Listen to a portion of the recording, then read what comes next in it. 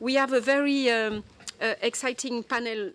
Nous avons un deuxième panel très intéressant qui nous fera entendre des applications très précises de la blockchain, en mettant l'accent sur les pays ACP. Nous entendrons l'exemple de Cargill, d'une organisation d'agriculteurs, d'une filière en Éthiopie et du monde des finances. Je vous exhorte à vous en tenir au temps imparti. L'ambassadeur Monté de la Jamaïque a accepté de présider, de modérer ce panel, mais elle ne pourra malheureusement pas être des nôtres au-delà de 13h30. Il en va de même pour nos interprètes. Je vous exhorte donc à vous en tenir au temps imparti et nous espérons pouvoir avoir une deuxième séance questions-réponses. Alors, Madame l'ambassadeur, je vous remercie pour votre présence. Vous êtes ambassadrice de la Jamaïque auprès de la Belgique, de l'Union européenne, de l'Espagne, de la France, du Luxembourg, Monaco, Pays-Bas, Portugal.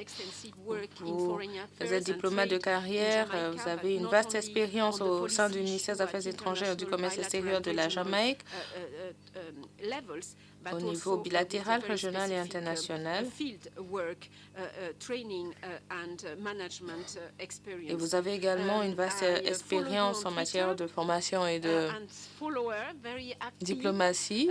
Vous êtes très active sur Twitter et je vous y suis assidûment.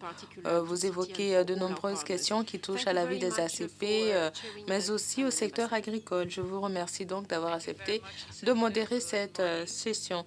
Je vous remercie, Isolina. C'est un réel plaisir pour moi que d'être ici ce matin. Je voudrais remercier Dr Ailou, Isolina et toute l'équipe du CTA pour cette séance d'information de Bruxelles. C'est la toute première à laquelle je participe, hélas, pour des questions de calendrier. Et donc, je suis particulièrement heureuse d'être présente ce matin, et en particulier car la thématique de la blockchain m'intéresse tout particulièrement. Nous avons entendu des interventions très intéressantes, surtout celle de M. Mouni, qui a lancé un appel à la prudence. Donc, notre appétit a été attisé et c'est en cet état d'esprit que nous allons passer à la deuxième partie de cette séance d'information. Je dois avouer que je me suis laissé dire qu'au niveau ACP, nous avions envisagé l'utilisation de la technologie blockchain déjà en 2017, lorsqu'on envisageait les technologies novatrices pour lutter contre la piraterie et la protection des droits de la propriété internationale dans le secteur de la culture.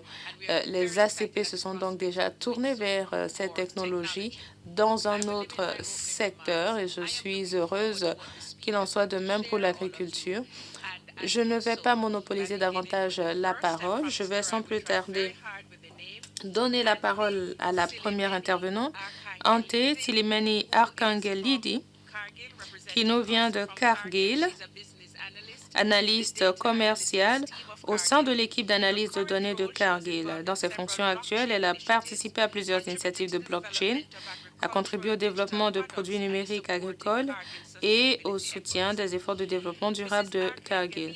Madame Arkangelidi est titulaire d'une maîtrise en gestion de la technologie de l'Université de Delft et possède également une formation en génie chimique.